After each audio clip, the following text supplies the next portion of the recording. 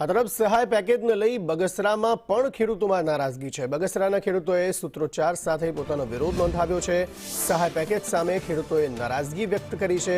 કમોસમી વરસાદથી મગફળીના પાથરા સડી ગયા છે તેવું ખેડૂતોનું કહેવું છે અને આ જે સહાય ચૂકવવાની વાત કરવામાં આવી રહી છે, જે સહાયની જાહેરાત કરવામાં આવી છે સહાય પેકેજની, તે મજાક સમાન છે તેવું ખેડૂતો કહી રહ્યા છે।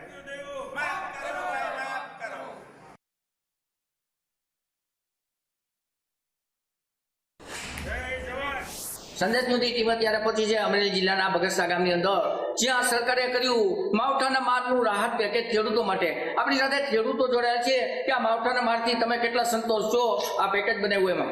બગસરાની અંદર 80 થી 90% નુકસાન થયું હતું, જો મગફળી, કપાસ, સોયાબીન અને અન્ય ધાન્ય પાકોમાં। તો સરકારશ્રીને અમે આવેદન પણ આપ્યા હતા અને અમારી વાત પણ સ્વીકારી, પણ ખેડૂતોને આમાં અમને અન્યાય થયો એવું લાગે છે કે અમારી માગણી એવી હતી કે સરકાર અમારું દેવું માફ કરે, જેથી ખેડૂતોને મોટી રાહત મળી રહે અને આવનારા પાકો પણ વાવી ગઈ।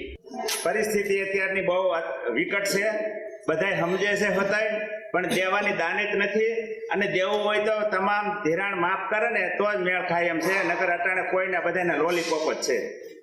એ ખેડૂતની માંગ હતી કે સંપૂર્ણ દેવું માફ થાય તો જ ખેડૂત ઊભો થાય એવી પરિસ્થિતિ છે, પણ સરકારશ્રીએ એવો નથી નિર્ણય લીધો અને રાહત પેકેજ આપ્યું છે। એ પેકેજની અંદર જે બને તેમ આપવું હોય એ વહેલી તકે આપે તો જ ખેડૂતને વાવેતર શિયાળુ પાક થાય એમ છે, નકર ખેડૂત વાવી શકે એવી પરિસ્થિતિમાં છે જ નહીં। કારણ કે ચોમાસા પાકની અંદર કાંઈ પણ ખેડૂતને 1 રૂપિયાની પેદા આવી નથી, ઘાસચારો પણ નથી ભેગો થયો, તો ખેડૂત અટાણે કરે તો શું કરે? માર્કેટમાં જાય તો કદડો ભાવ આવે છે, એનો કપાસ છે તો એનો કાંઈ ભાવ આવતો નથી, અટાણે 800 થી 700 રૂપિયામાં ભાવ